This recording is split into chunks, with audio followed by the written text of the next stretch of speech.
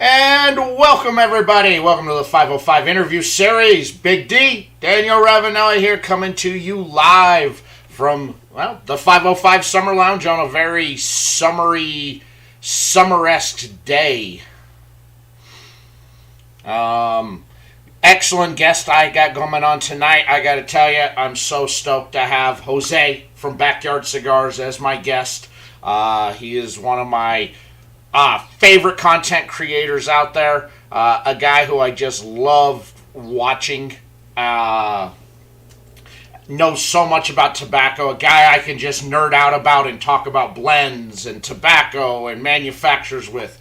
And so I'm super excited that he was free tonight to come hang out with us, share some of his knowledge. And basically, this is going to be a nerd out session about tobacco and stuff. But if you guys have any questions, feel free to drop them in the comments, and we will answer them. So without further ado, I'm going to bring on my good friend and my buddy, Jose from Backyard Cigars. Welcome, brother. Thank you for having me, Daniel. It is a pleasure to be here, and always glad to see you and geek out and nerd out with you over cigars and tobacco, or anything for that matter. Oh, man, and we already got a question here from Maybe Dreamin'. Yeah, Jose's the man. I like his historical personality when it comes to cigars. I do, too. One guy I feel like I can learn and learn and learn. He's put out a couple of hour-plus videos just on historical stuff, and I just find myself enamored. I've sat in my work truck for 20 minutes to let it play out because I'm like, I gotta know how this ends. I can't go in and work on this stuff till I know. I appreciate the support. I really do. It's so, for people out there who may not know exactly who you are or what your channel's all about, I'm gonna hand the floor to you and let you tell people about you and your channel. Well, thank you. Originally in 2020, everybody was looking for something to do, and I love cigars. I love cigars, always have, and so I really felt that I wanted to do something productive with my time. Now, many of you may or may not remember a guy by the name of Dr. Joe. So I like to say that I come from the school of Dr. Joe, in that his videos mentored me in my approach to the historical aspect, the informative aspect. Not that other shows don't do that as well, but I would just find myself thinking about different topics and different ideas, and in 2020 I started with basic, simple reviews, and after a while I was just kind of tired and bored with it. I said, this doesn't feel like me. I mean, I like reviewing cigars. I like watching cigar reviews. There's benefits to them. But I feel like I want to do more. I'm a history buff. Always have been since grade school. And I was always digging up information on cigars. So I had these files of cigar information. And I said, why don't I put this stuff to use? Why don't I share it with everybody else as best as I know how? And it just started picking up steam, and I'd do one, and then I'd go back to the original format of just doing regular reviews. And then eventually I said, you know what, I think this is my calling. This is what I'm about. This is what I have to focus on. And I've tried to focus on recently. And I even did a video where I talked about where the future of the channel is going.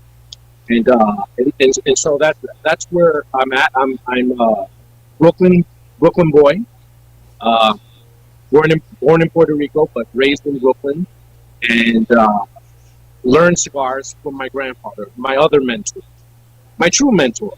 Although he never really pushed cigars on me or told me to smoke, he was always smoking and talking about cigars around me, and that just kind of soaked up the things that he said and watched and sort of learned, I guess, because it all came back to me as I became an adult. Excellent. Here we are. Yes, here we are. And I agree with you. I've kind of really cut down on doing a lot of the reviews. It's just the amount of time it takes to do a review and to cut it. I've really cut down a lot, and I'm having more fun doing the live format shows, the Monday shows. Tuesday's a live review show that Ryan and I do on Instagram. So, we're getting. I'm kind of still doing review stuff, but you're getting it live in long form. And then Yeah.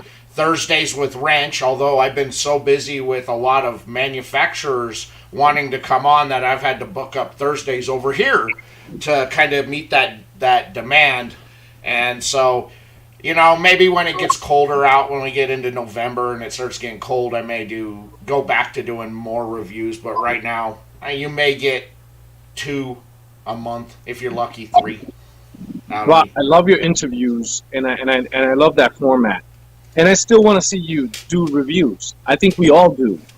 I think it's important to do these reviews and inform people about the cigars that we're smoking.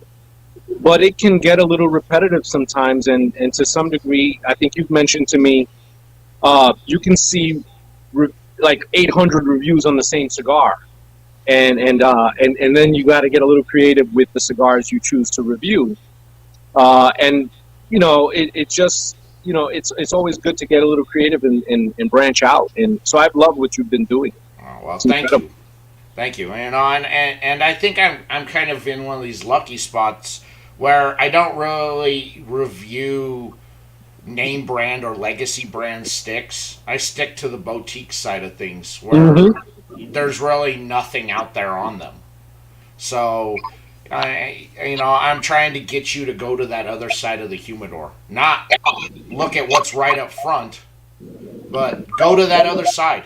There's a lot of great sticks there that are phenomenal, that are better than what you're finding up front and half the cost.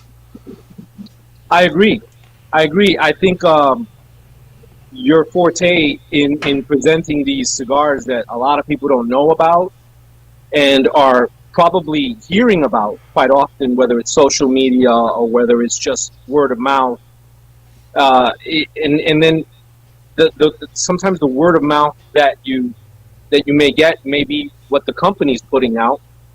And so when you're doing the review and people are listening to you, it definitely changes the perspective on how you look at that cigar. Now you see a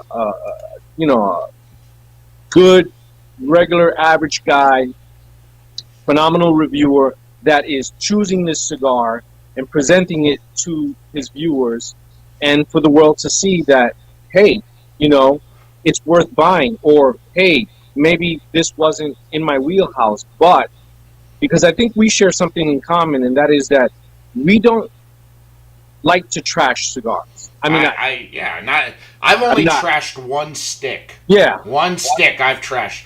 Other than that, I tell you straightforward, it isn't for me. But I know a lot of you out there like these kinds of flavors. This is in your wheelhouse. I highly recommend you go pick this stick up. Yeah. Yeah. And just because it's not for me doesn't mean that I'm gonna punch you away from it, because it's not my jam. I trashed one stick, and that was it. That was the only. I stick think I I've remember ever that trashed. one. I forget which one it was exactly, but That was the Roma Craft Whiskey Rebellion. Yes. I remember now. And you know what? Sometimes you have to do it just to keep them honest. It was so bad. And then Yeah. I have those Roma Craft homers out there going, "Oh, you smoked the wrong Vitola." And I go, "Okay." I went and got the right Vitola, smoked it, and I go, "It tastes the same. It's trash. It is utter trash." And I've heard that from so many people about that stick. It's just like, yeah, it's not a good stick. Yeah, I mean, it'll happen every now and then where a cigar really deserves a little bit of a thrashing. And I think, like you, I try to avoid it because you want to just be more, as you said, more in a neutral sense where it's like, okay, it didn't work out for me, but maybe it'll work out for you. And then let the person decide. So I like that. And I think that's why reviews are important. So I don't want to see you stop doing reviews, is what I'm saying. I'm not gonna stop, but for right now, I'm enjoying doing the live content. And of course, if you miss my reviews that much, you can tune in Tuesday nights on IG Live with Ryan from Rocky Mountain Cigar Show and myself as we do a live long form review where basically you get to see inside of what we do when we record. You get the 10 or 12 minute video that we put out, but now you're seeing the whole thing broken down into an hour and a half. Wow. And what we're doing, and live updates on the flavor notes, and we talk in the banter, we talk about the stick. And we're trying to work it to where we can get manufacturers that want to come on and smoke with us when we're doing this. So we could get an insight into, a bigger detailed insight into what they were thinking when they were blending this stick. I mean, why did you go with this? You know, how many tweaks did you do to get to that? I really like this. Was that something that was that a flavor you were really kind of trying to hammer home on? You know, that kind of stuff is what we really want to try and do. I think that's a good move. You know, I feel like over the years there have been these attacks. I call them attacks. I feel like they're attacks on us reviewers. And I'm not I know that you've done a video where you say I'm not a reviewer, and technically we're really not, right? We're just, well, I guess you could say we review a cigar, but we're not professional reviewers in the sense. I don't know. Well, I don't. Yeah, I mean, we all can't be like Half Wheel out there. I mean, if I could pick up that Antarctic cinnamon and that Club Baby Seal fat, and you know, and you know that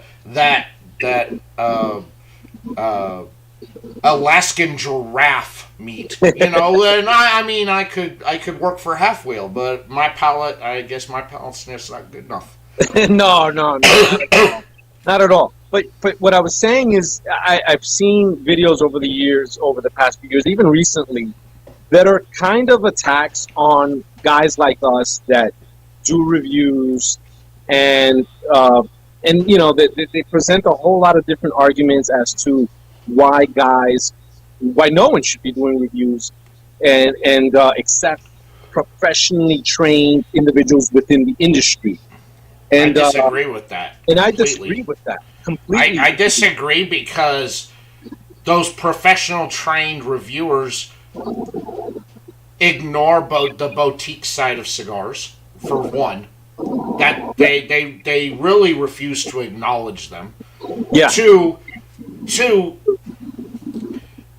the average smoker their palate is not refined enough to pick up all of these different flavor notes in there. Now, I like to think I got a pretty good palate out there, but I break it down and I keep it simple. I'm not going into detail, you know, like Tibetan cinnamon. I'm not breaking that down. I give you it's a sweet cinnamon, a dull cinnamon, a bitter cinnamon. I'll give you that because as an average smoker, that's what you're going to taste. Yeah. I think that's important to keep in mind, that a lot of beginning smokers, a lot of newbies are watching us, and if they become overwhelmed or obsessed with why they're not picking up certain flavors and notes, you know, they could feel a little alienated and probably feel a little bit like less than because their palates can't appreciate it. Wow. How's it smoking, by the way? Very good. Now, what are you? I reviewed this stick. As I recall, I reviewed this stick, and because it is a double Churchill. It is a 7x56. Okay, that's what they call on them now. You know, everything's got weird names. Everything's got a different name, you know. Short, you know, it's a short Corona, and I'm like, well, a short Corona, what? That's a Rothschild. I like Skinny Toro. Skinny Toro. Yeah, because they make it in a size that's in between two sizes, so they're like, well, it's as long as a Toro, but not as fat, but it's the same size as a Lonsdale, but not as skinny. Or the double Robusto. The double Robusto. Yes. Robusto, yeah. Yes, they give them all different and weird names. This is a very good smoke. This thing is so creamy that, oh, So that right there is something I like in a cigar. I like creaminess.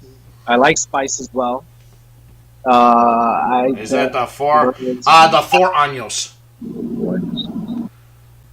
Yes, this is the 21st century. Now, do you mind if I pick your brain just a little bit about what you remember in respect to that cigar? The process, because I know Nelson Alfonso is really, he goes deep into the tobaccos he uses and the process. Do you remember any of that particular cigar? So that the creaminess I remember on there, that I remember. The fresh cut cedar is kind of starting to jog the memory a little bit, because it's been a year and a half since I smoked this stick and I reviewed it. That was the last time I smoked it. That fresh cut cedar sits on the very back of the palate, and I mean, it's nice. It's not overwhelming. It's not bitter. It's there. It says hello, and it mixes very well with that creaminess. A little bit light spice, light pepper.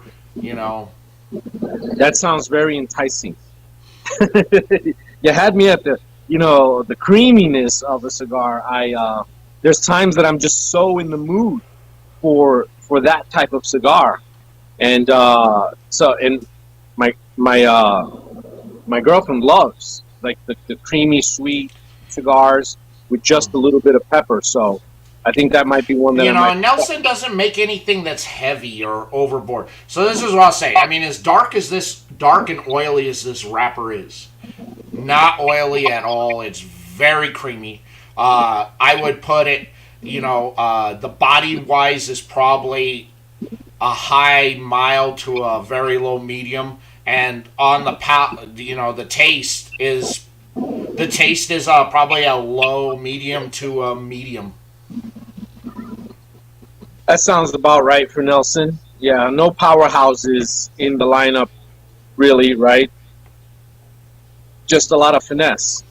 The aroma has this like a buttercream cake, and the just protruding off. That's something I could get with right there. That is definitely. And then the smoke off the foot's very caramely. So when I get off the phone, when I get off the video with you, I'm definitely going to be looking to order at least 2 or 3, and put them in the Humi, and probably not even do a review on them. Just enjoy them. This is a good stick to just enjoy. Now, this size, I'll tell you, you're looking at 2+ hours smoke on this. Yeah. But it's a super enjoyable stick all the way through. That I remember, because I gave it a very good rating, I think. Now, I think the 19th century is better, and that one has been my favorite of them. That one it pops on all levels. 19th century. Okay. 19th century. I'm going to remember that one. Yeah, man. So, apart from the interviews that you've been doing, what else is on the horizon for you? That's been about it. The lives on Monday nights, the Tuesday night live review, the Thursday night hangout with Wrench whenever we can get that back up and running again. That will come back.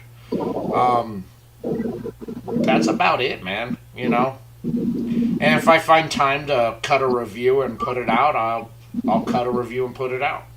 I have noticed less reviews from you. Now that I think about it, I have noticed less of the notifications, and I thought to myself, maybe he's just taking it easy and enjoying his summer. But now I know that there's a little bit more to it. Yeah, man, it just takes so much. And at one point, doing 5 reviews a week, and then I cut that down to 3 reviews a week, and now I'm down to, if you're lucky, 3 a month. and I don't think that's bad. I hear what you're saying. Even from my end, doing the historical reviews, it becomes exhausting after a while. You know, you start accumulating all of this information. You've got to still put it together and then and make it digestible, right, for the viewer. And obviously, I have, like, very much like you, very low production value.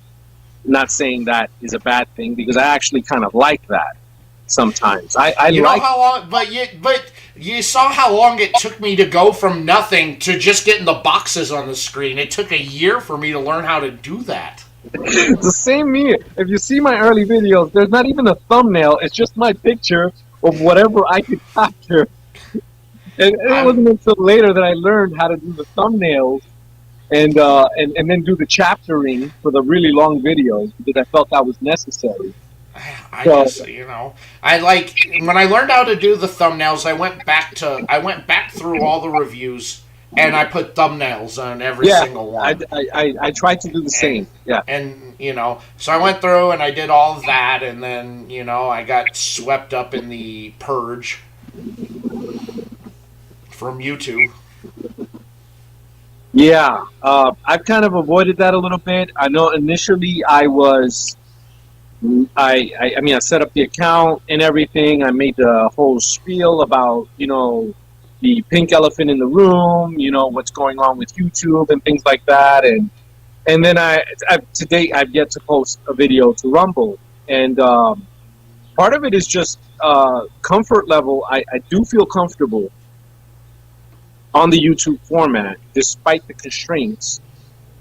But I know that eventually I'll have to make that call. I'll have to really decide and really think about it, and decide what I'm going to do. Well, and you can set it up to where your videos automatically upload off of YouTube to Rumble, so you don't have to do anything. Yeah, I guess I'll You do know, that then. I guess I'll do because that. that's what I did. The lives automatically by within 12 hours of them ending they're uploaded onto Rumble afterwards from here. You know, but I just kind of. I throw the content out everywhere. If you want to watch my reviews, you can catch them on Facebook. You can catch them on Rumble. You can catch it on LinkedIn. If you want Wow. to watch the lives, you can watch the lives on YouTube, Facebook, and Twitter. If you want, So the content's out there, and the day after they post on Rumble and everywhere on those platforms, the reviews drop on Instagram. So Smooth operation. if you want to wait a day, you can catch the review the next day. If you can wait a day to watch. Yeah, that seems to work. I mean, I may try that, because you know that may be a platform that a lot of people are going to have to consider But you're gonna have to keep sooner. your videos under 15 minutes. Ouch! You know who you're talking to? Yes, I know. That's why if you're gonna do long, you should create a Facebook group and then just post everything to the Facebook group page. That way I you don't can even have your have long ass Facebook. videos. I don't even have Facebook. I don't. So I I got my personal page, which if you're watching on Facebook, you're watching off my personal page. But then there's the channel page, and that just more has updates on things that are going on and stuff. I don't really. There's no videos posted there. There's links to things that are going on. That's the only thing I use the channel page for. Otherwise, I go off of my personal page just because that one has the following to it.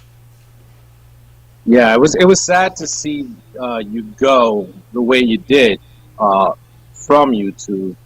It was sad. It was sad to see that migration, because a lot of good people, even if they sort of maintained a presence as you have to some degree, it was just this migration and this shift, and it was sad to see that, because I think there's so many good people that were really affected by this, and it just sucks. It does, and I didn't even get, and I got banned for for a rule that wasn't even a rule yet. Yeah. So they had to make up a rule to suspend me because I wasn't violating anything else. I wasn't violating the other rules. Yeah, when they want to get you, they get you. I mean, that's just how it is on private platforms, and it is, you know, it's You part of the know, game. so Rumble's okay. Problem is, I lost all of that. I lost all that viewership base that I Yeah, had on YouTube. So that's been the hard part, is getting people to go over there to watch videos, and then having people go, I just don't like how the video platform is. So that's why I started posting in other places to give people multiple. If you want to watch the content, there's ways you can watch it. Boom, boom, boom, boom, yeah. boom. You're right about that. A lot of people reached out to me. I wouldn't say a lot, but several people reached out and said, we don't like that platform, and we want to support you, but we really don't know if we're gonna take that leap. And it was something that I had to really think about. And for me, it wasn't in the cards, at least not at the moment, at the present moment. And I haven't had any problems over there. Everything's been fine. It's just, you know, I hear you, but you know what? I believe a channel like yours will persevere and will gain momentum and some steam, and you'll be fine. I really do. I really oh do. boy. Here's a good old question from Maybe Dreamin' here. How do you guys find the current state of the cigar industry? Concerned or more hopeful? Especially with the platform censoring or even the Cubans becoming more expensive? It's a good question. Very good question. I'll let you go first, then. Um, I'm actually very hopeful on the state of the industry itself as a whole. I'm loving the fact that uh, lots of smaller brands and newer brands are getting the recognition that they should deserve. You're seeing that the PCA is partnering with the BCA, the Boutique Cigar Association. They understand the importance on the boutique side, especially at PCA this year. The amount of boutique companies that I saw out there in Vegas was phenomenal. There was a big showing, and I think that kind of was an eye opener to the PCA that this is what people are interested in. The legacy stuff will always be there. Everybody will always know about them, but you need to start recognizing these people. As for the censorship issue, it's you know, we'll find a way. I found a way how to continue to keep the content going, and my advertisers have been very supportive of what happened, and they've even said that since my suspension, there's actually that they've actually seen an increase in sales using my promo codes. So, I think the broader outreach that I'm having has been beneficial from that. As for the Cubans becoming more expensive, I'm not Cuban guy, so for that, it has zero effect on me or my life in smoking. You know, Cubans were always expensive in America. If you're in Europe, I understand your plight, because that's been your main choice of smoking has been Cubans through Europe, because you've had limited access to New World cigars out there. But at the end of the day, you know, I'm not a Cuban guy. I don't seek out Cubans. If somebody gives me one, I'm happy and I'll accept it. But I'm not out there looking, and I don't think Cubans are the greatest thing out there. And I completely disagree with Cuban guy who says if it's not a Cuban, it's not a real cigar. Are people still saying that? Really? Cuban guys are still out there going, I don't know why you're smoking this. If it's not a Cuban, it's not a real cigar. No New World cigars are as good or as worthy as Cubans. Really? So you've never smoked a Padron before? Well, the 64 is a good one. No, no. See, now you're ruining your argument there. It's not a good cigar. It's phenomenal, but you can't say that. Yeah. So my response to that question would be that I am a little bit of both, a little bit concerned and a little bit hopeful. I like to lean on the more, I would say, optimistic side of being hopeful, or the more positive side, because of people like Daniel, uh, great people in the industry, and all of the things that you mentioned with PCA partnering, and you know, just there's still fight left in the industry. I'm concerned though with the global climate against smoking as a whole. And what I mean is the way that, and Daniel, I think you know what I mean by the way they just kind of lump cigars with cigarettes and all other types of tobacco. And they don't make that distinction. So you have these bans, or you have these limitations on tobacco. And, and you know, they make these limitations, and they don't care if it's premium tobacco or if it's, you know, some snuff, you know, or anything like that. So those things worry me. I just had a friend who is flying to Australia for a wedding, and I say to him, you should take yourself some good cigars, because I know the cigars are pretty expensive out there. And he said, oh, there's a limit of 3 cigars, or the equal of, I think, 50 ounces worth of tobacco that you can take into the country. Now, I know this is Australia, but that's one of the reasons why I did that video about the smoke-free world, where it just seems like the walls are closing in on a lot of different countries, and it's almost as, dare I say, it's almost like a way that you would look at a virus, where it kind of spreads, and it eventually gets to you at some point.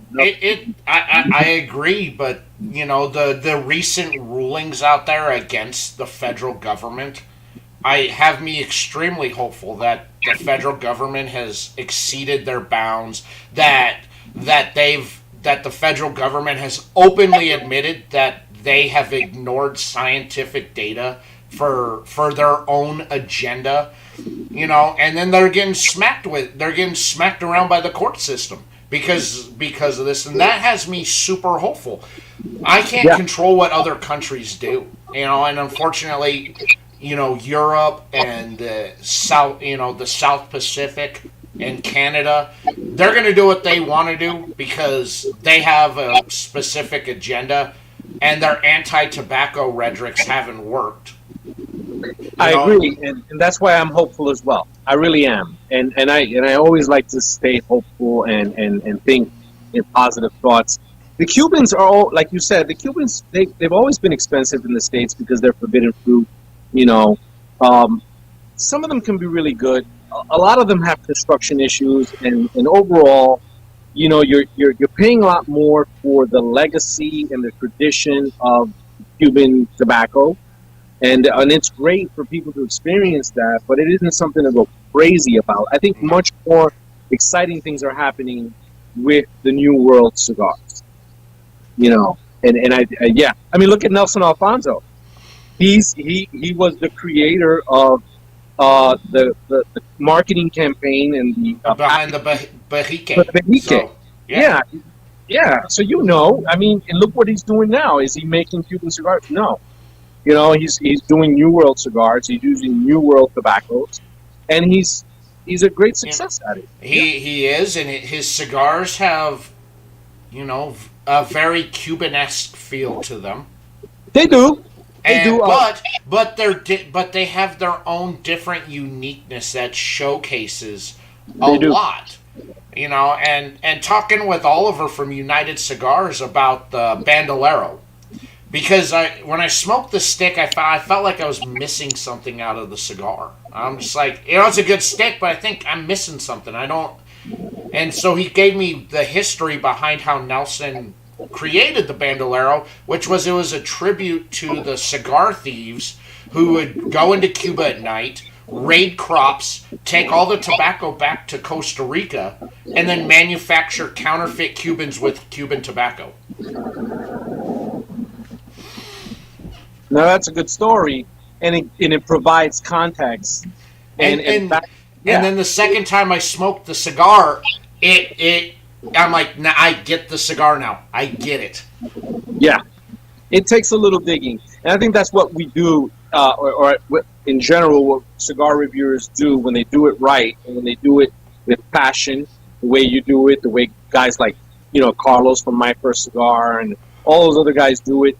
They give you information that you can make a sound decision if this cigar is for you, whether they like it or not. And Yes. and yeah, they provide that context for you, which I think is needed.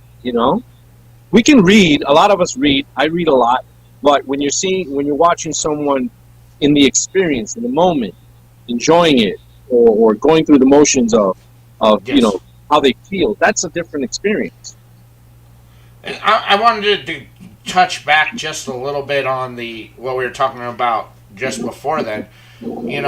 What about the movement to cancel tobacco in a lot of Yeah, these countries? Where you see in Australia, England, and New Zealand, where they put on the packs of cigarettes diseased lungs and hearts and cancer.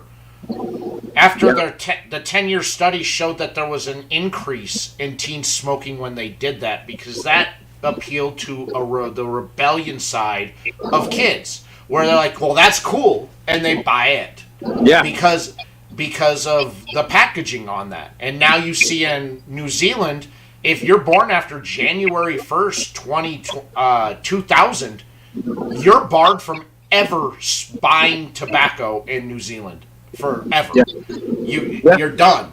You know, and It's serious. It's serious. that's serious. They're taking away your right of freedom of choice. They are. But you got to remember, it's a country that doesn't have those rights. Yeah. So, So yeah, they're used to that. Yeah. so I mean that's huge, and I don't think it will ever come to that point here in this country. I don't think so either. It's also about the some of the cultural traditions that the United States has with with the tobacco industry, and we're not even talking about the money. Because we start talking about the money. Yeah, Building I mean, stuff. tobacco was one of the original cash crops of this Yeah, country, and it's still a big portion in the southeast in the yeah, United States. It's still a cash crop in Virginia, Maryland, the Carolinas, Tennessee, Kentucky. It's still a cash crop. People's livelihoods still depend on the cultivating and the manufacturing of tobacco. yes, absolutely. And the cigar smoking has has deep roots in the Hmm. United States. Very deep roots. I mean, you talk about the Connecticut Valley, and like those places that you mentioned, like North Carolina, but even in the olden days, Ohio, Georgia, Florida, which Which is making a comeback. is Florida's making a making comeback. a comeback now. Yeah, Wisconsin and Illinois. Their tobacco used to be used for filler in American-made tobacco. yeah. Wisconsin, great example. Wisconsin was from what I remember, Hi, in Eli. the home of the binder. Yeah, From the archive, the home of the American binder. I mean, if you wanted a binder, you got it from Wisconsin. 47 of the 50 states grow tobacco for personal consumption. Yeah, 47 out of the 50 states. So that should tell you right there. You can buy tobacco grows naturally. It grows wild. It's out there. Now, granted, there's a lot of tobacco out there that is poisonous that is grown, so you have to know. But it's there. yeah, Native American tribes knew which tobacco to use. If for you people who love Christmas, the poinsettia is tobacco plant. wow. And See, it's not, and it's poisonous because the nicotine content in it is so high. You'll actually get nicotine poisoning from it if you smoke it or chew it. yeah, and I've had nicotine poisoning in my life. I know what it's like. It's not pleasant. Yeah. It's a So, really but bad feeling. But you go to the store and you buy a poinsettia, you're buying a tobacco plant. Christmas plant. Daniel, I need 3 minutes. I need 3 minutes. Emergency. Take your 3 minutes. While he goes and takes care of his emergency there. Mind all everybody who's watching there. Get on over to flyingcigars.com. Go use promo code 505CR. Save 10% off your order. All orders over $79 ship free.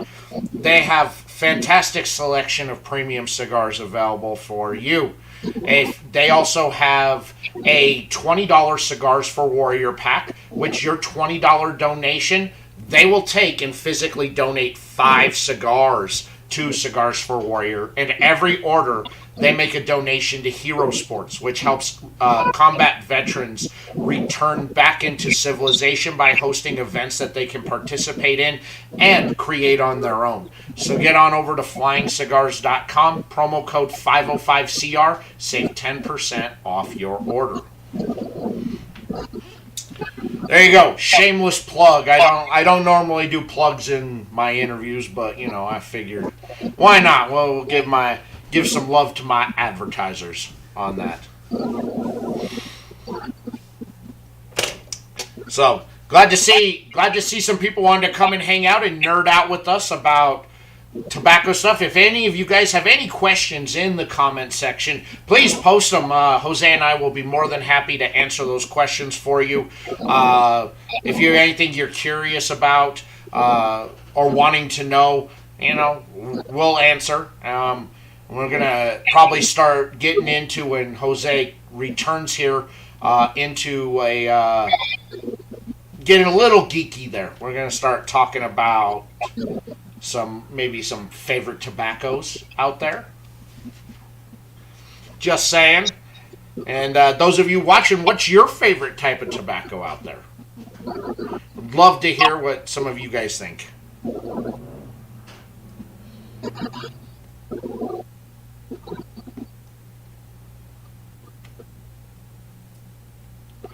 This stick is very good. Look at that burn. That burn is spot on. Great stick.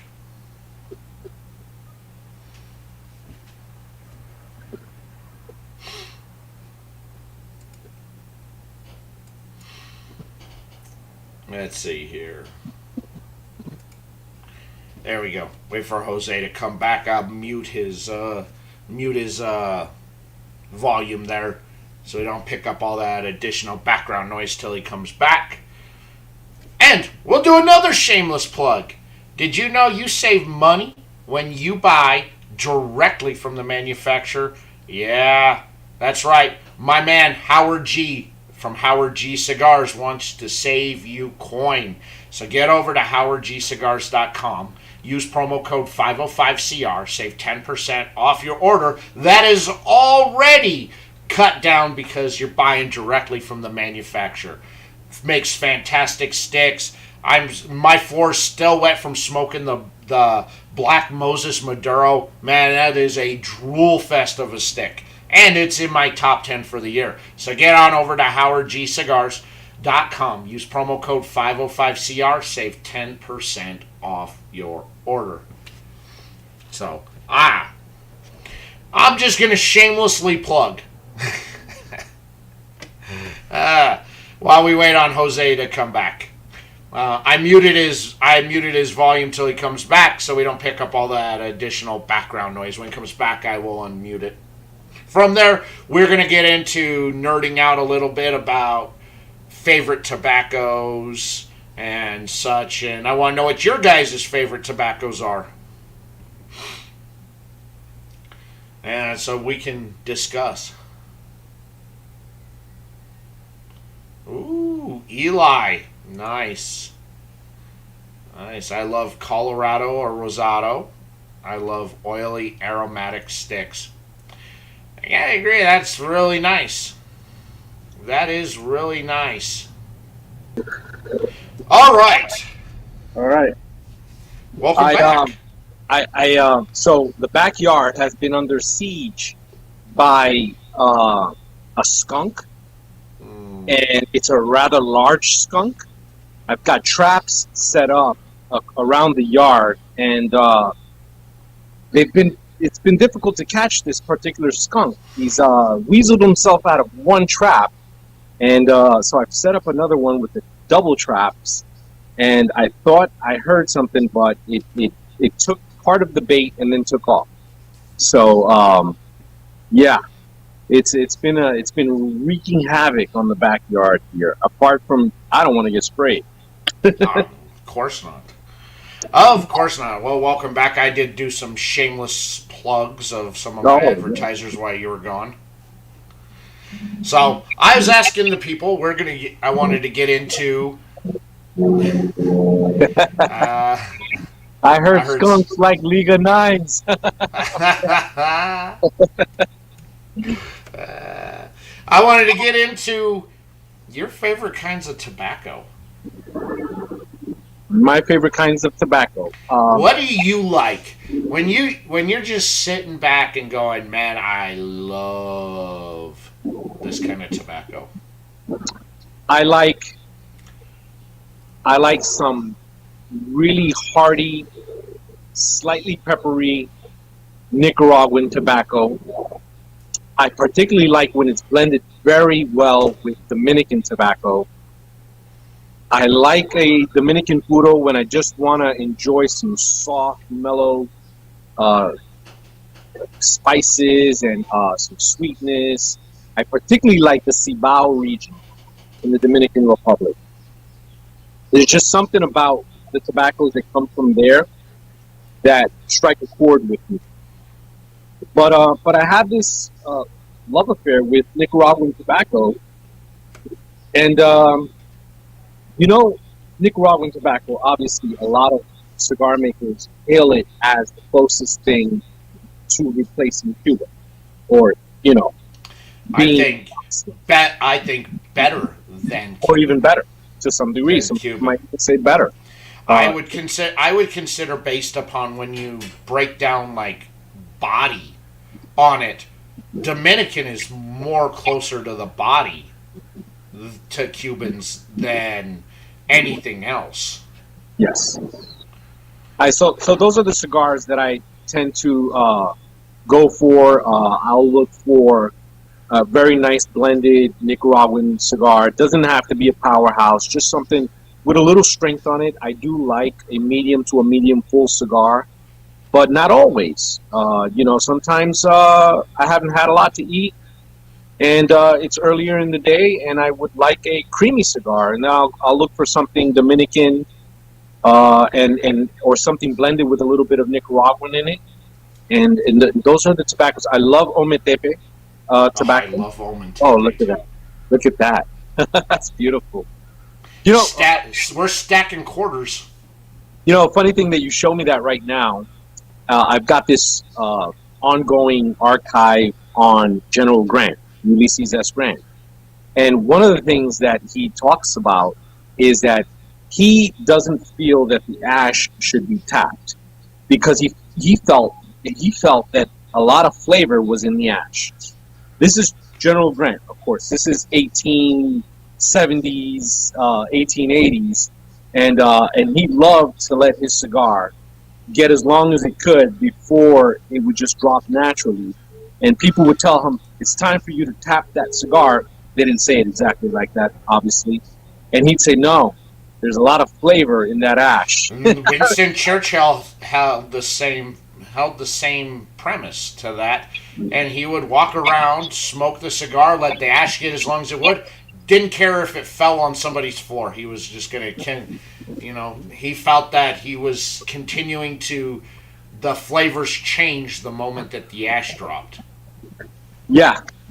I mean, these are things that they believe, and that I wouldn't get into a dispute with them over, because these are obviously we learn things as times go by in regards to cigars, but cigar smokers, we all have our little things that we believe in and that we stick to, and that's part of the enjoyment, is being able to enjoy the cigar the way you please. Yes, I agree. I Yeah. think it's great. I love Ometempe tobacco. Oh, I I love it. love I love pretty much anything AJ. Oh, I think AJ touches a cigar, it turns to gold. I I used to not have appreciation for stuff from AJ if it wasn't a balm, but the last 2 or 3 years, I would say, I've become more appreciation for his stuff that is different than what you expect.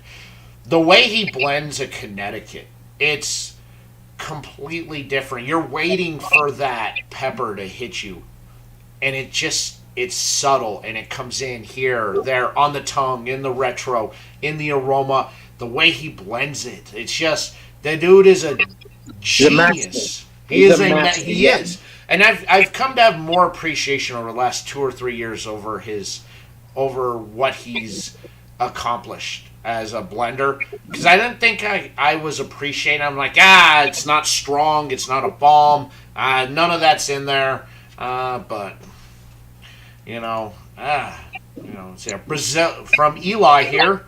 Brazilian tobacco, I also love Brazilian Sumatran, Arapiraca, and Mata Sao Giancarlo. Ariparaca, are you Mata Sao Goncalo? I haven't heard of that one. I have not either. Is that like towards the Amazon area? Probably. I'm not sure where that's at. So I will say this: I'm not the biggest Brazilian fan. I out know there, that. I know But- that. That's why I wanted you to read but that. I did. So I did get a couple sticks in from a manufacturer he wanted me to test out, and one of them has Brazil. It's a Brazilian Connecticut, and the other was a Brazilian Matafina Habano. Both of those sticks were phenomenal in them. And I'm not the biggest guy. For me, a lot of the Brazilian tobacco, the coffee taste overwhelms my palate, and Very it drowns out a lot of flavors for me. But they were phenomenally blended. And I went back to them after I smoked them. I said, I gotta tell you, that Brazilian Connecticut was unlike anything I've ever smoked before. Brazilian Herrera Estelí. Tell you, ah, So that's got like what, a Brazilian wrapper, and the filler is from Nicaragua, I believe. I'm not 100% sure on that, but look, a lot of people have a lot of cigar makers, and I know that Daniel, if you talk to them, they'll tell you the go-to sometimes is the Mexican San Andres, other than the traditional classics like the Sumatra or the Ecuadorian. exactly. And you got to make sure when you're buying a cigar, if it says San Andreas, it is not Mexican. It's Ecuadorian San Andreas. Mm-hmm. So you got to make sure. If it is true Mexican San Andreas, it will say Mexican San Andreas. If it just Exactly. says San Andreas, it's Ecuadorian. So don't get fooled. Yes, and that is Don't a hot get wrap. fooled. Yes, but the Ariparaca is also very. I think for me, the Ariparaca brings a nuttiness flavor to it. It isn't overwhelming. It does allow the fillers to shine if that's what the blender so chooses, and it's a good tobacco. Look, here's what I'll say. The best Brazilian smoke I had came from Martinez Cigars. Yes. I like their use of Brazilian tobacco. I think it was blended perfectly. It didn't overwhelm my palate with that coffee or espresso that just you can't pick up other flavors from. It was just the blend was perfect on it, and I think for me that's by far the best Brazilian that I've had. Let's see, Sao Goncalo is north of Rio. The North of Rio. Mata San Goncalo is fertilized with byproduct from the local coca farm. Makes a great wrapper. All right, I'm Yeah. I'm gonna have to look for a cigar that has that in it now. Yeah, I got to try it because that's the type of guys we are, right? We just want to Yes. try different Now, tobacco. now I gotta Yeah. try it. I got to If, try.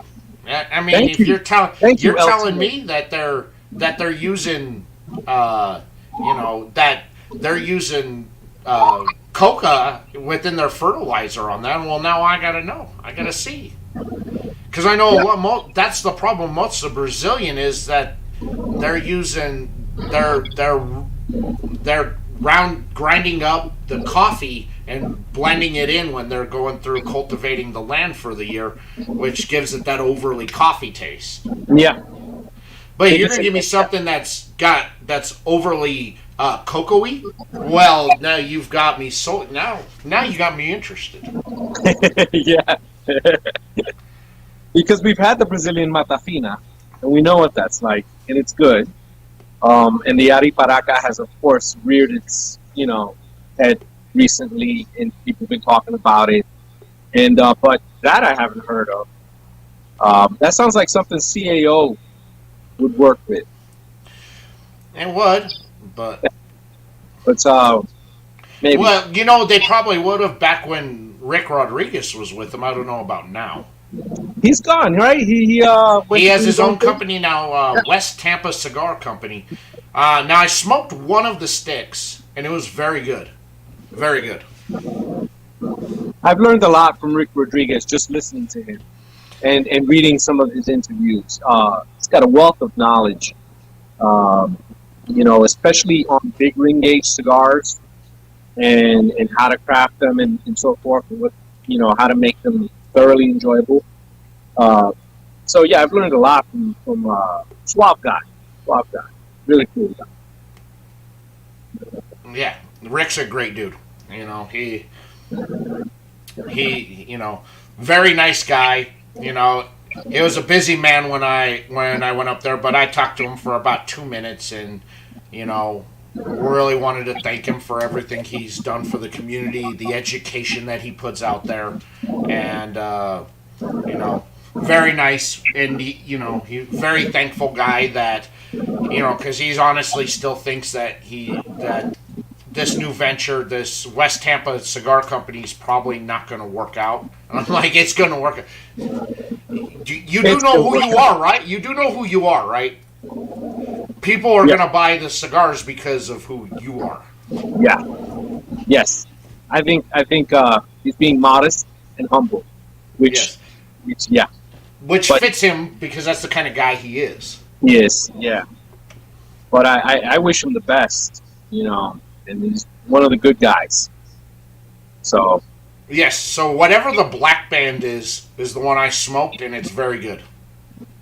So if you look out there looking, West Tampa Cigar Company, get whatever one's the black band, pick it up. I recommend it. okay, so we got to check that out, and we've got to check out that San Goncalo Yes. tobacco. Yeah, that looks really intriguing.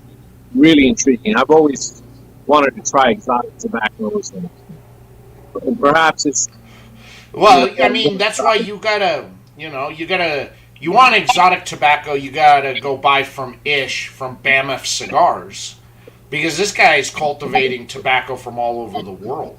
You'll go broke on his website because you're like, Irish tobacco. Well, now I gotta try that. His pure, yes, he's got one. It's called the Inside Out, where he uses filler tobacco as the binder. He uses binder tobacco as the filler and uses wrapper tobacco he uses binder tobacco as the wrapper and wrapper tobacco as the filler. And how did that work? In your mind blown. It's so good. Out there, the Pure African is phenomenal. African.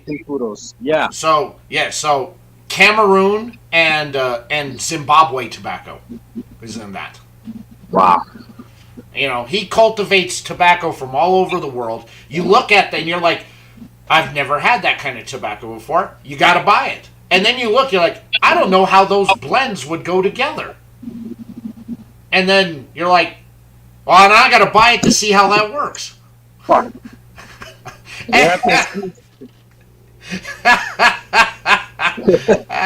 And Jose pulling a wrench. I don't know what just attacked me, but something got on me. And it was big. Okay. All right, I'm back. You know, I don't like bugs. And then that's one of the hard parts about doing backyard. That's why you need to use the one thing Candela cigars are good for. Just light it to use it to keep the bugs away. Oh man. And we've got this issue now with spotted lanternflies. You guys don't know about that yet. That's out here on the East Coast, Pennsylvania, Jersey, and these things are all over the place. They don't bite. They don't harm you. They're just big, ugly looking. Yeah, and they just get on you, and they're all over killing vegetation and trees, and yeah, they're just disgusting. Let's see from Eli here. I think the AJ Bella Artis Maduro is the Sao Goncalo wrapper, but not 100% sure. Have to research more. We'll definitely check that out. Right. Bellas Artes is really great stuff. Let's see. Are you guys more of a B&M or online? I'm online. I think he's more online because of the East Coast taxes. I do both. You know, I only have one cigar shop here in town, but they have a very, very good selection, and of course, no tax, so that makes it easier. I do go to shops in Colorado, but I am paying about $6 more a stick down there for the cigars because of the taxes. But I do buy online for stuff that I just can't find locally. I support my local B&Ms, and a lot of times it pays off because they have, especially like one of the B&Ms near me, they're like one of those designated Fuente shops, and the owner's like cool with Fuente or whatever, and I've never seen Fuente there, but the point is that they will get exclusive Fuente cigars. So you know, the one I go to in Fort Collins, Colorado, is like that too. They get all the exclusive Fuente stuff. You did see my Fuente cigar, correct? That I got from the exclusive. I did not. Did you manage to? Oh no! Yeah. So I went to the Fuente Jose Blanco event at the PCA, and Carlito blended a cigar. They only made 200 of them, and he gave them to everybody and told everybody to smoke them. Now I held on to it, but I'm just like, I'm gonna hold on to this because there's like 200 of these made, and so going through, and so I was smelling it. I go, well, that wrapper smells like it's Cameroon, and so they're talking, and Carlito goes, I use tobacco that we've basically had stored for the last 20 years in the warehouse that we never knew what to do with it. We bought it, and it's just been sitting for 20 years. So I put it, he goes, this is a double binder, or a double wrapper, double binder, and 9 fillers in this cigar. Now, why do you think you used 9? Before I even say that, why do you think you used a double wrapper? I know about the double binders, but why the? Because I didn't smoke the cigar, I don't know. But it was all. I guess it was all how he was blending it. So as they're talking about this, I'm like, because the guy, Matt, who I was with, I said, I think this smells like a Cameroon wrapper, and then we're going, and I'm like, boy, based the aromatics that I'm smelling in the room, I'm like, I think there's some sort of Sumatra in here too. And then Jose Blanco goes, so the double wrapper is African Cameroon and Mexican Sumatra. You nailed it. And I was like, oh, I could have been smoking that. I could have raised my hand and been a rock star to Jose Blanco. Versus going, so is there Cameroon and Sumatra in this cigar? Oh, I could have been a rock star to Jose Blanco. Jose Blanco is the man. I mean, that guy sure knows. He's a walking encyclopedia. Hey there, Kang. It's pleasure you've decided to come and join us tonight from Hey, Indonesia. So the home excellent. of Indonesian Sumatra. Home of Indonesian Sumatra. That is correct. Yeah. So I mean, that was a great event. I had it, and then when people found out I didn't smoke the cigar, I started getting offers of like $500 for that stick. No chance. And so Carlito goes, I'm not against manufacturing this stick, but I need to tweak the blend. I don't like the blend the way it is. And so I go, well, if he's going to put this out if he's going to produce this stick but have the blend tweaked in it, I'll buy that one and I'll smoke them together. And I'll see which one The differences between them. Yeah, that would be really interesting to see. And my buddy there, Kang Buddy, Indonesian Sumatra back in the early 1900s, 1920s, it was the choice tobacco for rappers, and it was such a force that American tobacco growers were in a war against the Indonesian Sumatra tobacco. They wanted tobacco makers to use it, and they really tried to push legislation and taxation.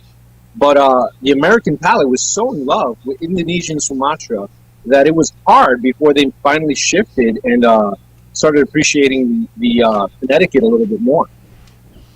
Yeah. Just so our buddy here feels part of this. I mean, I've looked at some of his pictures on Facebook, and I see him out there smoking cigars out in the tobacco fields there in Indonesia, and looks very nice. I've been to Indonesia once when I worked with Reynolds Tobacco. I went out there to go look at one of the farms that they had to do a QA inspection. And it was great. And that's the only time I've ever been to Indonesia. And then I went to the South Pacific Tobacco Farmers Association conference in Singapore one year. See, I love that about you, Daniel, that you've traveled and you've had that ability to travel. I can't say that about myself. My trips have been very limited. And I think that when you do travel the way that you've traveled in that type of, setting, you learn so much more. It's a different type of experience. And I know that you would agree with me here than just reading things from a book, right? It's the difference of practicing martial arts sometimes to just sort of trying to work things out on your own and reading about technique. Well, my first trip to Nicaragua, I'm with the group that we're with, and so we were going over to talk with a manufacturer. Not for any reason, just because everybody knows everybody in the industry, but just to take a tour of how the factory's set up. And so we walk. So we're in Esteli. We take the walk over to the factory, and I look up and I go, "Is that Don Pepin?" And I go, "Yeah." Don Pepin. And they go, "Yeah." And I go, "No." Yeah, and I'm like geeking out. I'm like, oh my goodness. I was like, go talk to him. I'm like, no, I can't do it. Oh, no, I can't do that. No, go talk. So then he takes me over and introduces me. And I'm just like, You can't get the words out. I can't get the word out. Yeah. I'm like, I can't believe I met a legend.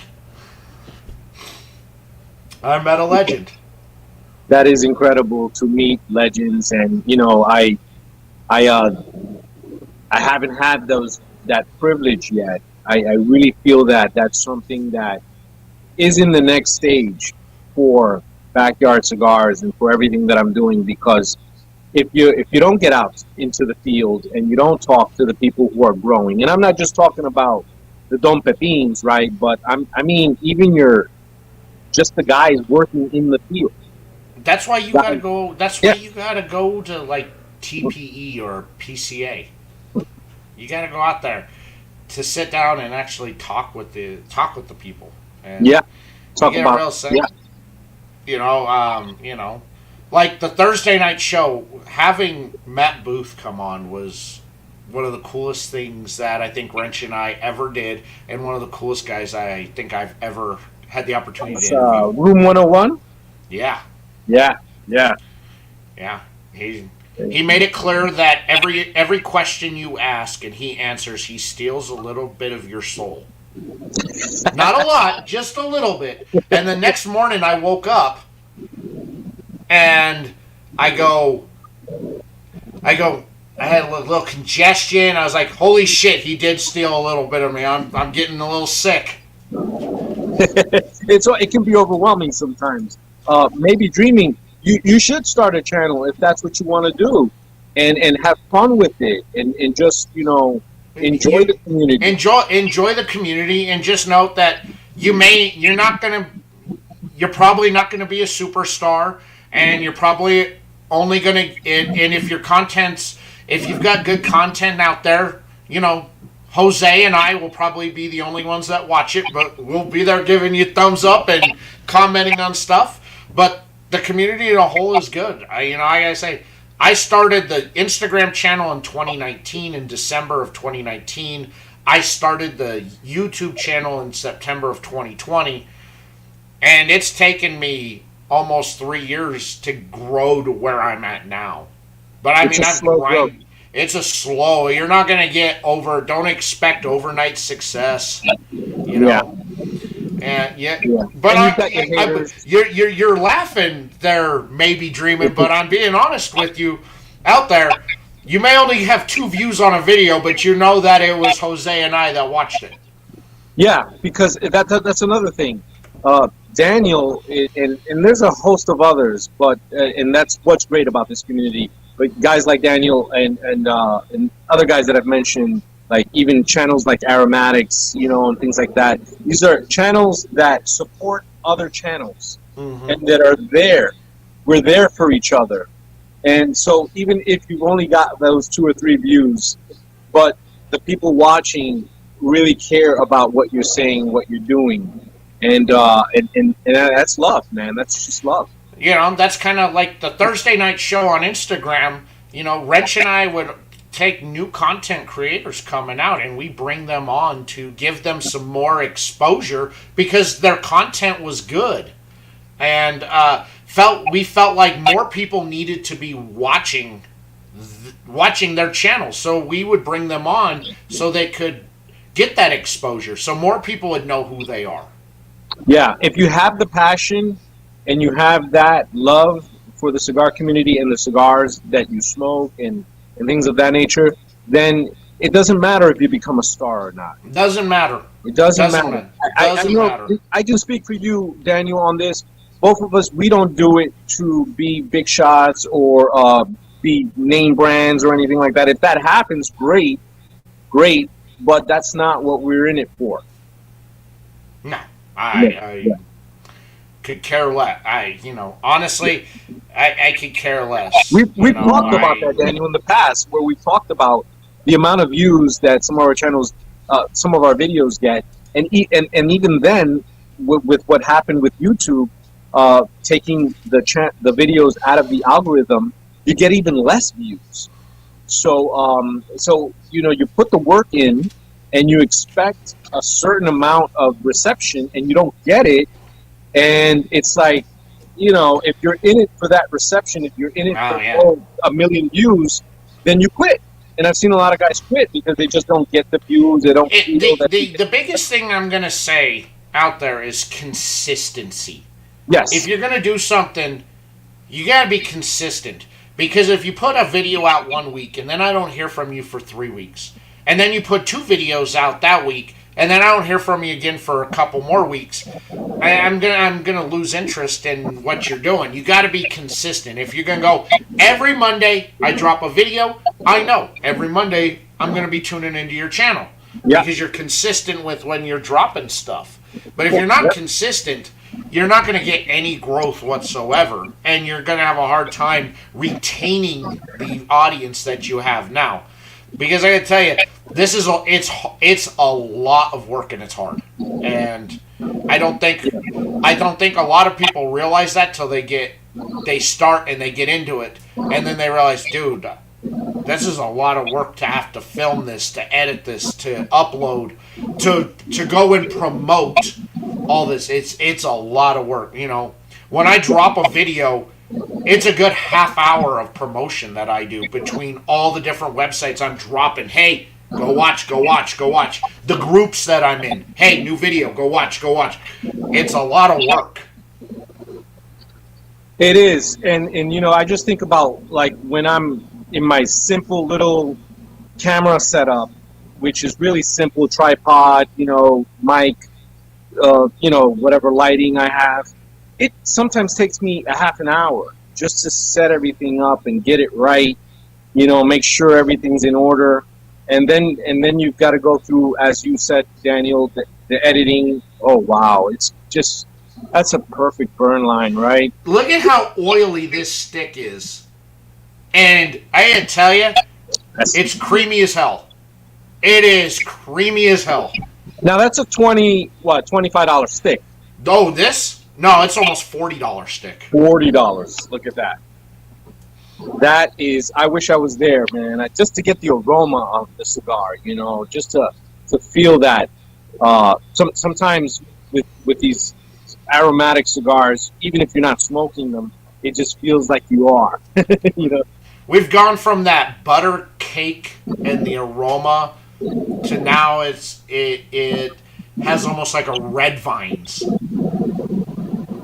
red licorice, red vine smell. Wow. And the foot is still caramely as hell. It sounds so tempting that I have no choice but to. I've got a couple things on the shopping list now because of this video. I've got that. I've got the Brazilian Goncola, whatever. I'm going to make sure I get that right. And yeah, it's just some really good stuff out there right now. And you'll be pleased to know this, Daniel. I was talking to Dave of Martinez Cigars, which you know. He loves you, by the way. Sends his love. I know Dave, Jesus, Kevin, all those guys over there love me. And they got a lot of love for you, and they will talk to me about you and your reviews. They love watching them. And one of the things he was telling me is that Jesus and the team is very interested in sort of doing the CAO thing where, like how you mentioned, getting rare tobaccos from different countries and working limited blends for specific lines that would only be available at, I guess they're planning on doing something like a special New York lounge, sort of like how you have these little craft brewery spots where you go in and get some beer, something of that nature. And you know, I got you. Once that happens, you will be trying everything that I try. Yeah, I have to. I mean, I'm like, you tell me where to cash out the money at. It's there. Yeah, your money is no good with me, Daniel. Your money is no good. I know, and I know. And that's it. Again, that's part of the community. Always sharing cigars, because if I smoke something that's good, I go, you know what? Jose would love this stick, and I got to put some aside, and then I get enough sticks that I've really enjoyed. I send them off to Jose because I want him to enjoy them too. And you really put me onto that whole Ezra. As much as I may not like some of the marketing behind it, and I do speak on it sometimes in the video, they make some damn fine cigars. Very pleasing, very satisfying, very memorable cigars that you just want to have over and over again. Yes. Yeah, they do. They Yeah. make very good. They do a wonderful job with cigars. Not as good as how they used to be, though. I gotta tell you, back in mid the mid 20 teens. So you would know. I didn't know they existed back then, but that's the thing. When we share in this community, we become more informed and we learn more about the different choices, the different options that we have to smoke really good tobacco, really good cigar. So what'd you think of the cigar clown sticks? Those guys are onto something. Let me tell you. I haven't had a bad stick yet from the ones that you sent me. The Lancero, just like you, probably the best Lancero in my life. Totally blew me off my chair. Um, well, the one with the headless horseman on it. Wow. What's Yeah, the the name? AVB. The ABB. I love that ABB. It was great. It was amazing. I just think that these guys have put, I do the whole thing where how they sit in. I imagine they sit in a room and they're like trying the blends, and they're. Well, I've been part of the test blending process with them. Oh man! So how does that work? Do they sit in the room, the guys, and say, We all get into a Zoom meeting. I get sent sticks. We get on. We light it up. We smoke. We talk about the stick, and then we rate the stick. you And guys, phenomenal. and so that Paeso Flaco was Ah. one that came out of the test blend sessions I was part of. And I hated the fact that I loved that stick so much. And everybody, I was so ready. I'm like, oh, Lance, I was so ready to trash that stick in there, and I couldn't. I couldn't. It was so good. And then the Heartbreaker, which dropped a couple months ago, which is right now my cigar of the year. Now they're hard to get. The distribution for them isn't there yet, right? So what I want to Well, see. I mean, so yeah, they're in a lot Small of the batch. New York small batch. They're in a lot of the New York lounges, and New York, New Jersey. You can pick them up. They're available. No, They get Rex. distributed out. You mentioned something to me about Rex. So their new release that drops on September 1st, The Recession, is a Barclay Rex exclusive. I'm gonna be there. I gotta take advantage of living close to New York City. I'm in New Jersey, so I know, I'm- and I need you to go pick me up a $5 so I can. I'm your man. Then you tell me how much it was I owe you, and I will pay you for them, because I know they're not cheap in New York, and because you missed out on the Ron, they're re-releasing the Ron. Whoa! Now that But- was very well talked about. Yes, the cigar was fantastic, but the blending in it is a little bit different because it's not the same exact tobacco that AJ used when he made those sticks. As they put it, it's got a little bit more sweetness to the stick than what was in the original. So a little less leather, maybe, is what you're saying. There's a little more sweetness, yeah. More Now, that's- sweetness?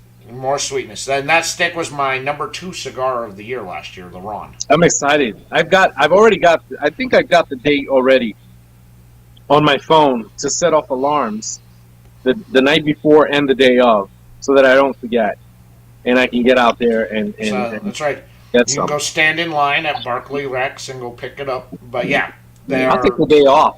I may take the day off from work. yeah, So- the guys, and they're great guys, man. And I feel blessed that they asked me to be part of the blending sessions of what sticks they're putting out. It's like, That's got to be really exciting for you as well, because you're part of that process. These guys are a great group of guys, really chill guys. I mean, they're Brooklynites, right? It's like yeah. So it's there, and that's one of my big honors. The other was having Carlito Fuente comment on one of my videos. That was the other wow. one. That must have been a lot of fun. Did you talk his ear off, asking him different questions, No. picking his brain? No. He commented on a review of a Fuente stick I did. Okay. And he Okay. said, you're the only person that got the essence of what I was trying to do on that cigar. Wow. That goes a long way. And Yeah. I mean, I was like, oh my God. Like, and honestly, I was just talking. I go, I go, well, I feel with this, it's like, I feel with the stick is that, and I was just talking about how I felt about the stick, and I go, unlike most of the high-end Fuentes sticks that are very lemony, very citrusy out on this has that lemony citrusiness to it, but there's like mint coming in, and I go, and it's like refreshing. Like, I feel like on the palate, I'm getting like a little bit of a cleanse with getting that minty citrus coming in. And he goes, "You're the only person that got the essence of what I was trying to do with that stick." That's big, man. If only the what was the Cisco girl could understand what you're trying to say sometimes when you're talking about cigars. I know that her and I are on good terms. Her and I are fine. We're good. you're right. Her and I, we're good. Good. Yeah, we're good. Okay, that's good. We talked, and we're good. And I understood where she was coming from and what she was doing, and I can say now that I get it, and I know why she was doing it. And, okay. Well, that's enough. And her and I are cool. Mel's a good person, and if she's gonna question you, and she's gonna come at you, and you got to be ready to answer. And as she told me, she goes, everything I threw at you, you answered, and you had a response for everything. And you're one of the only people that wasn't afraid to say that Padron's better than Fuente and have an explanation why. Oh, wow. Yeah. Now, if we could only find out what those Fuente Padrones actually taste like. I know. So I heard two things when I was out there. One was that they're $200. So is that $200 each, or are they $100 a piece each one, the Fuente and the Padron? Yeah. So, and they're $200. Because if it's going to cost me $200 to get both of them, I'll pay that. I'm not going to I'm not going to pay $200 and get one stick. I'm not going to do that. No, because you need to have both, and if you're going to do that, then you're spending $400. That's a lot of money. Yes, if you want to buy the humidor, it costs you $10,000. Oh. Now, if I had the deep pockets, I can't say that I wouldn't do it. The humidor is gorgeous. I did see the humidor, and it's a work of art. It really is. It really is, and it's a shame I don't have that kind of money. I know, it's a shame. I was doing my best to try and score one when I was out there, but there was no way. Who do I have to sleep with? Let's see here. From Maybe Dreaming, Jose, on the video you did a while back about dental hygiene and how you must be proactive with taking care of your teeth, did the docs, knowing you're not giving up cigars, advise a limit on the day or week of? Did the dentist tell you that you should cut back on your smoking or limit how much you do smoke? So, in respect to when I had to do the surgeries, they would tell me, obviously you can't smoke for X amount of time. And, but they never said, come see us when when you're actively smoking, like, anything like that. They can see the effects of whatever it is, the volume of whatever it is you're smoking. And not necessarily that they're going to say, oh, it's because you're smoking.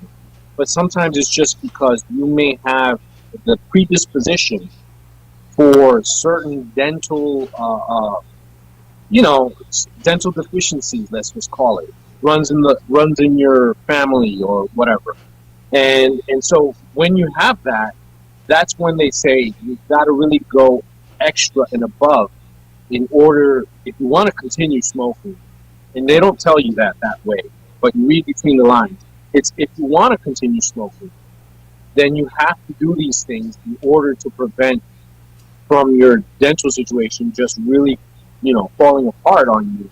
And I've had so many surgeries, dental surgeries, and my grandfather, who smoked for 46 years, is still getting dental surgeries till this very day. My father, who was a cigarette smoker, he was a Marlboro man, smoked for over 30 years. He had his last dental surgery about a year ago. And so knowing these things about my family and the disposition for these dental issues, I have to take extra care. But I'm also encouraged by what I read about what other people did. I found out that in my research for Winston Churchill had an obsession with his teeth, and his routine after a cigar was to brush each and every single tooth. He would spend about 20 minutes, 10 to 20 minutes on each single tooth. And he would obsess over the hygiene of his teeth. And a large part of it was because of the fear that if dental issues overcame his health, that he would have to stop smoking. So I have that fear. And because of that, I did that video because I wanted people to know that, hey, look, this is somebody that has gone through some issues, dental issues. It may not all be cigars. Cigars obviously are not probably the most beneficial thing for a person who has dental issues. But if you do want to manage that, you can. And that's all I was trying to say is that, just be aware of that. I wasn't trying to speak in a doctorly manner because I'm not, not authorized to do so. I don't have that education. I don't have that background. But from what I've learned, I just felt it was something that I should share with the cigar community, something that we often ignore. I mean, not all of us, but some of us. I think it's important. I usually brush my teeth about 3 times a day. Same here. I try and keep my palate as fresh as possible because, I want to get everything I can get out of the cigar. And also That's being a guy and also being a guy who also dips and has been dipping for 25 years, I take extra care of what I got going on because I've had some dental issues. Very smart. Very smart. Thank you, sir. It was a great and informative video. So there you go. Oh, yeah. Most welcome. I'm glad that people picked up something from it and didn't feel, that I was being too preachy or anything like that because I didn't want to. I don't think so, and I don't think you come across like that. The one video I loved was when you were talking about like the grandpa cigars, the Phillies, the White Owls. Oh yeah, the Dutch Masters. Because I remember my grandpa in the '80s would chain smoke in the car with the windows up, and he'd smoke White Owls. And then as soon as he'd finish one, he'd light up a cigarette and burn through a cigarette, pick up another White Owl and go through it. And him bitching when they changed the blend in the '80s on the White Owl because he picked up the taste on it and he didn't like it and he wanted to go back to the original blend. Well, they used Cuban tobacco in some of the original blends, and so that shift to not only just machine made but also not using Cuban tobacco, not using primo tobacco, it made a big difference for a lot of the White Owl smokers of yesteryear. And we're talking 1940s and 50s, even up until the 60s. So, but Daniel, the point that you made on the dental issue, not just about maintaining your dental hygiene, your dental health, but also in how it relates to the flavors you pick up from your cigar, to maintaining the integrity of your palate and really keeping your palate fresh, rested, clean, and ready for another experience, whether it be later that day or the next day. Because cigar odors, whether we detect them or not, can remain in our mouth, on our tongue, on our palate for hours and hours, even till the next day. Look, I know I've smoked some heavy duty smokes late at night, and I've just went to bed, and I woke up in the morning, but I'm like, well, I'm still tasting that cigar in the morning. That was a good stick. Yeah, but you can still feel it, even in the nostrils.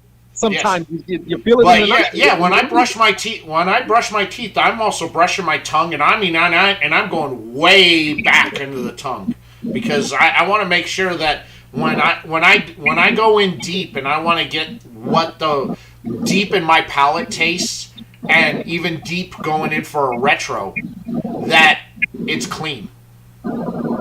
Absolutely. And one other point that I want to make is, apart from just your teeth, obviously that's what you see your teeth, but the anchor of your teeth, the foundation, the gums, is another very important thing that I would really focus on, because flavors get embedded in your gums.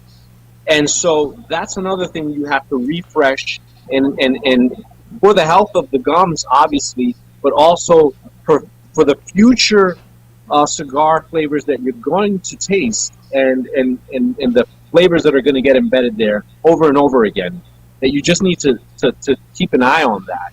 And Yeah, that's been one of my issues, is the gums. yeah. So I brushed my teeth an hour before it came on, and I didn't eat anything. I only had water to drink, and no chewing tobacco, and just I kept it clean because that's my process when I go through and I'm gonna do a review. Is brush my teeth an hour before, only water, have nothing else till I sit down, and then I smoke the cigar, and it's only water that I'm drinking. And I do the same thing. So we're on the same page on that. Definitely an hour is my buffer time, and I rely on that and just water. And there's this whole, when I do, and I'm going to do a little plug here for my future video on retrohale. When I do that video, I'm going to talk a little bit about the tastings and the different waters, and how they can also play a role in what you're tasting sometimes with a cigar. Although water is the best thing and the closest thing that we have that can just be neutral when you're smoking a cigar, you have different types of water, so even that can be subjective. Yep, But and it that's can just me. be, and and I learned from Boston Jimmy, the great Boston Jimmy, years ago, that an unsalted cracker also will help cleanse out that palate. So every now and then I will chomp on a couple unsalted crackers with my water just to make sure I'm cleaning out everything out of that palate. Boston Jimmy, a legend, a legend. Legend. I can't say enough about Boston Jimmy and what he's contributed to the community. Just an absolute legend. So And that's one when you asked me about the retro. That's kind of I learned from him on that is that you never do more than 10 retros a stick. You do a couple in the first third, couple in the second third, couple in the final third, and if it's that good and you're nubbing it, give it one retro in the nub. That's it. And I've followed that process for years and years and years. if it works, it works. I mean, look, Yeah. the dude's a legend for a reason, and I mean, and if a legend tells you that's what he does, I mean, you take notes. Yeah, You know, definitely, definitely, you know. definitely. I love Boston Jimmy. Yeah, lots of love from Boston Jimmy. You can learn so much from, but definitely, I want everyone to know that I'm going to take the Retro Hail video very seriously, and I'm really going to put a lot of work into it. I've already got that much research into it, and I think it's going to be a really, really important topic to tackle, because I hear you I talking, think right? everybody has their own way Yeah. of doing things, and like maybe dreaming, I retrohale the entire cigar. So, maybe dreaming, you're definitely going to want to watch my video on retrohale, if anything at all, so that you can just get a little bit more info on the practice of retrohaling that you have, and not necessarily that it's not about wrong way, right way. You shouldn't do this, but there's just a lot more to it than just I get a lot of extra flavor, and I will explain in detail. Yeah, my partner on Tuesday nights, Ryan, he does the same thing. He mainly retrohales an entire cigar, but he also will admit he also has a hard time picking up aromatics because of the fact he retrohales an entire cigar. You're sacrificing a lot of flavor, of other flavor notes, the aromatics of the cigar. You're sacrificing when you do all that retrohale. It's a little give and take.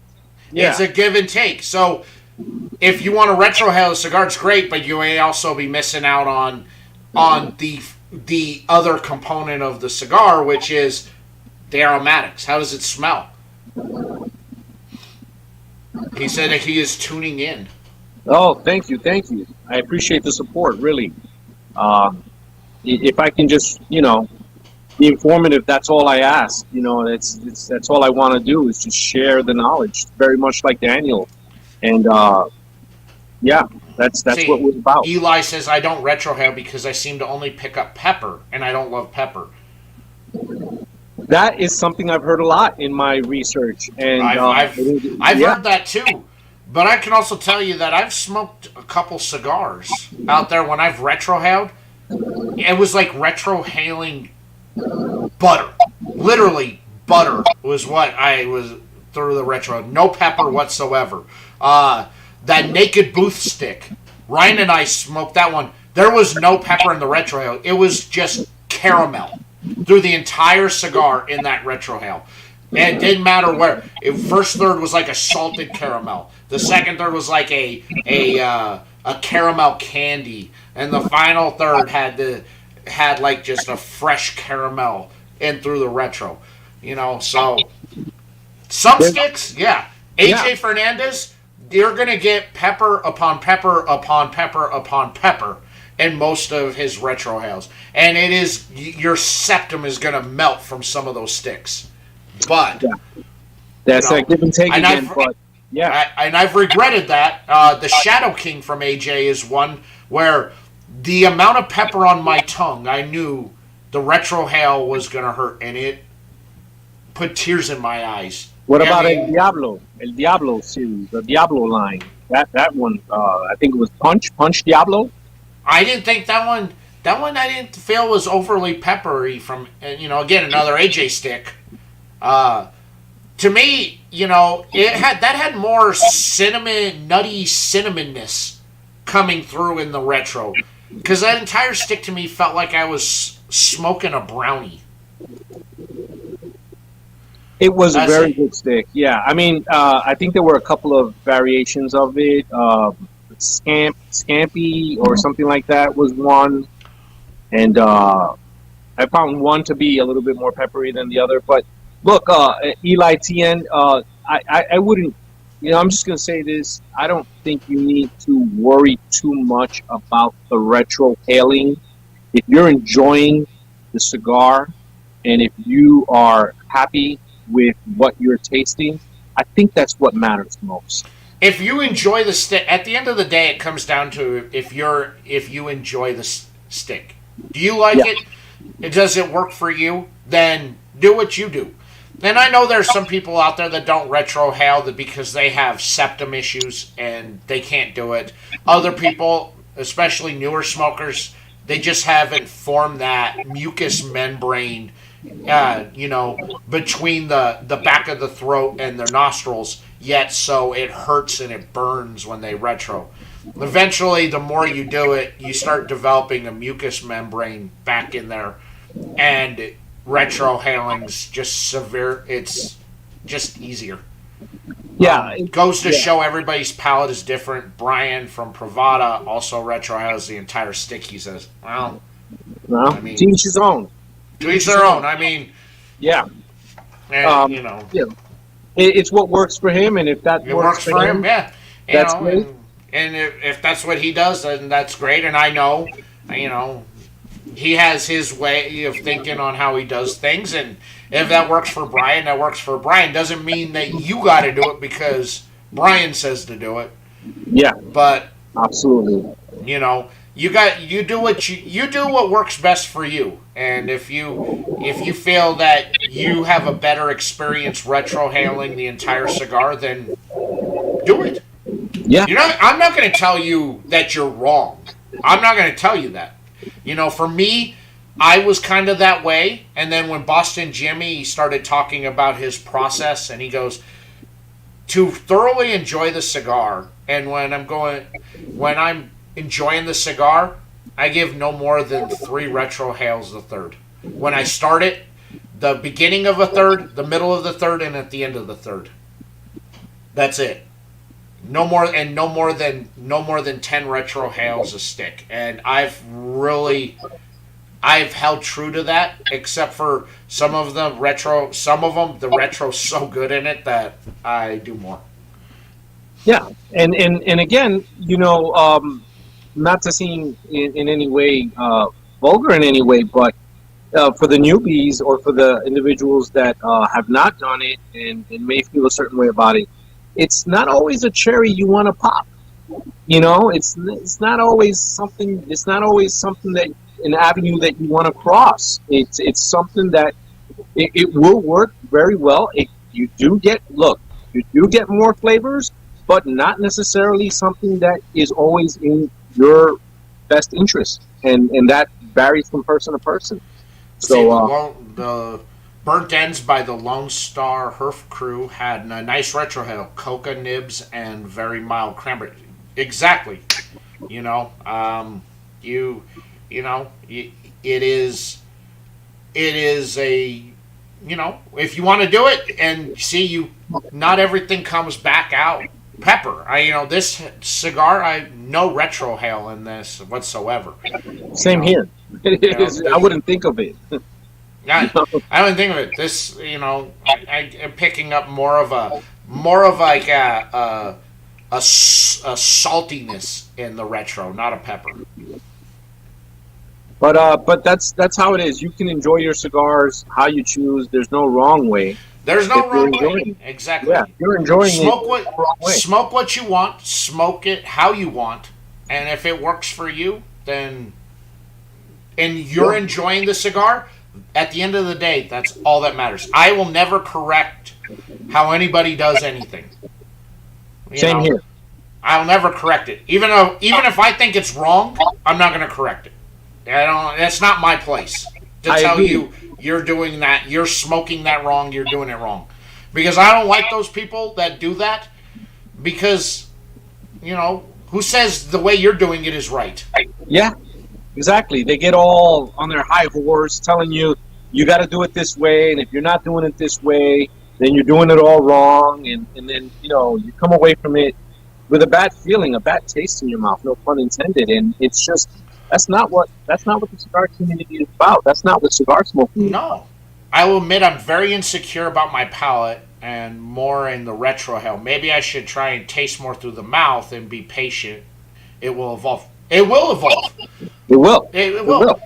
Look, people tell me they've smoked a lot of the same sticks I have, and they didn't pick up a lot of those flavor notes. It took me years and years and years and years to get that. You know, but I will say this about a lot of the newer smokers: they've blown their palates out because they want heavy, and they get heavier and heavier and heavier, and they've not allowed their palates to develop to the point where they can handle that. So they just want heavy and thick, and they ignore a lot. I didn't smoke I started getting into heavier sticks till I was smoking 5 years in. I kept to more on the lighter side of sticks because that was my comfort zone. That's what I felt good. Same here. But Same but here. then I evolved because then I smoked a more fuller bodied stick, and I picked up a lot of different notes that I never picked up ever. Because when I tried smoking a heavier stick, I didn't like it. It just didn't sit right on my palate at that time. And so, your palate will tell you when you're ready to start moving up and evolving into smoking heavier sticks, more fuller bodied sticks. Your palate will tell you when you're ready to get there. The problem with a lot of the newer smokers today is they're not ready and they've blown their palate out. Nor will they take a break from smoking to let their palate reset. Because Yeah. about every 6 months, I take a couple weeks off. I won't smoke anything. I take it off, let my palate reset, because and I know when I'm at that point is I can't start separating flavors in my mouth anymore. It's Everything all starts to jumbled. taste the It's same. a jumbled mess. Yep. Yeah. And I take a couple weeks off. I'm just like, no. And then that first stick I light up, oh, does it taste so good? It does. It does. I know Oh, that it feeling. does. It tastes I know so that feeling. good. That's I know when I that know feeling. my palate's back on track again. So that palate insecurity thing is real, and a Mhm. lot of people suffer from it. And I've met a lot of people that have that feeling and that tell me, I can't pick up this. I can't taste this. Am I enjoying it? And I do it, and I tell them, just take it easy, take a deep breath. First, try to remember why you're smoking the cigar, which is for your enjoyment, and don't worry about anything else. Everything else will come in time, and not worry about so and so who is describing the moon and the stars about a cigar.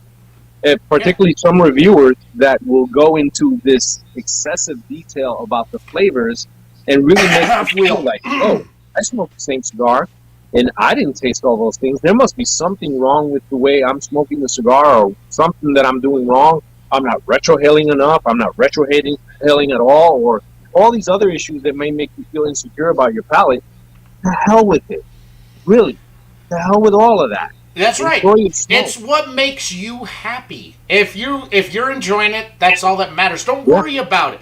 Don't worry the fact that Jose and I say we picked this and this and this up in a stick and you don't. Are you enjoying that stick? Yes, then it's a good stick. That's all that matters. Don't worry about what we're picking up. Eventually and over time, you will get to that point. But don't expect it to happen overnight. Yeah. Yeah. It's not going to happen overnight. It took me years and years and years to get to that point. You know? I'll share one quick thing about the last thing I'll share about the retrohale thing, unless I'm forced to answer something else. Really, the first time I ever retrohaled, it was on accident. It wasn't even something I planned. And to tell you the truth, it hasn't been a heavy part of my smoking experience. But that's just me, and that's one of the reasons why I find the topic so interesting. But yeah, I had that insecurity as well. Am I not enjoying the cigar the way that it should be enjoyed? And at the end of the day, I said, hey, I just came inside. I feel relaxed. I feel good. The flavors were good. That's all that matters. That's it. That's where it's at. You know what? When I started out and smoking, I got asked a few times by people, how come you don't retrohale? And I go, I do. It's like, well, we don't see it on camera. I was like, oh, so you want to watch me do it on camera? Okay. I didn't know. Okay. Because like I do retro. I mean, I give you the flavor notes from the retro, so I am retrohaling. But I didn't realize you wanted to watch me do it on camera.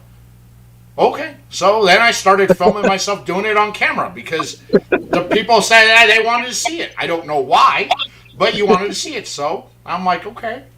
Yeah. I've gotten the requests as well and the questions along the way.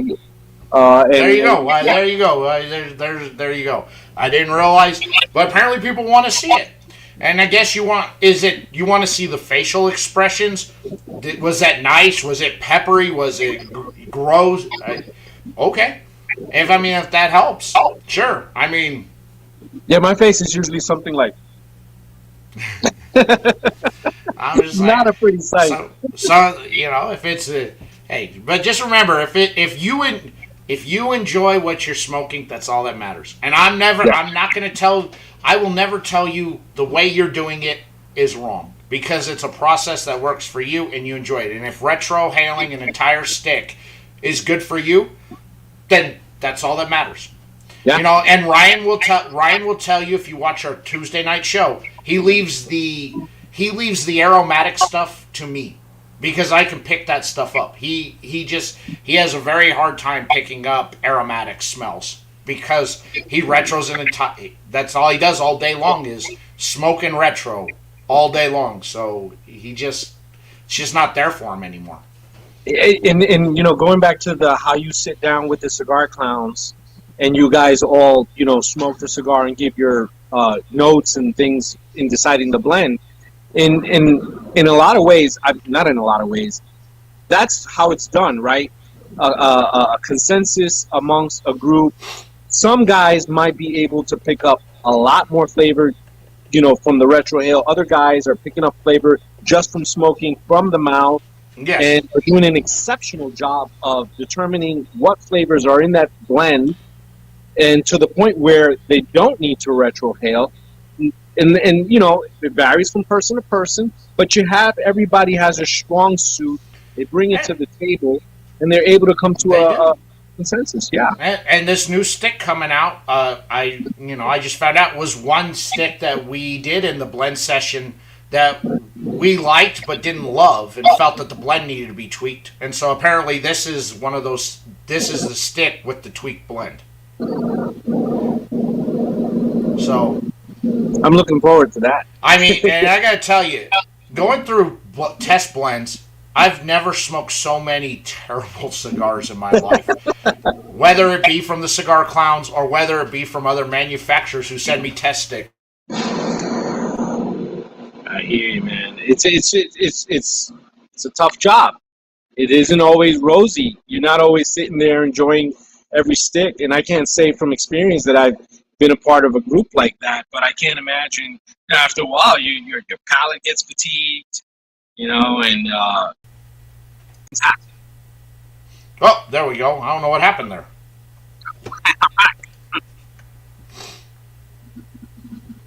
Lost the audio there, but we're back. Yeah, I've smoked so much trash sticks through that, and even manufacturers who sent me stuff. And I've told them, I'm like, I only made it through a quarter of the stick. It's not good. It's not good. I see my battery at 10%, so I'm. Anybody else have any other questions or Daniel? Any questions? Yeah, we're gonna end this. We're at almost 2 hours here, so we're gonna end the show. This has been fun. It's been fun. Oh, dude, Jose, I gotta bring you on more. Oh man, I'd love to be on more. You're an excellent host, a gracious host, and I love the interaction here with the guests. I mean, the people that participated in the comments. When my guests cancel on me, I go, who could I get to replace? Oh, Jose. You were the first person I reached out to. I was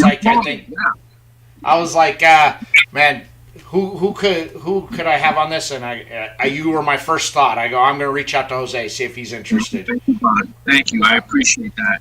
I always look forward to talking with you. You're you're a beautiful cigar person, beautiful cigar man. I love everything you do for the community, and you're just a good friend. You're a good person, and that counts a whole lot more than just talking cigars and talking tobacco, because we can talk tobacco with a lot of people, but when you feel that connection with a person, just being salt of the earth, that goes a long way. Yeah, it really does. One last question here is, what are your guys' favorite sticks of all time? One that you'd smoke every day?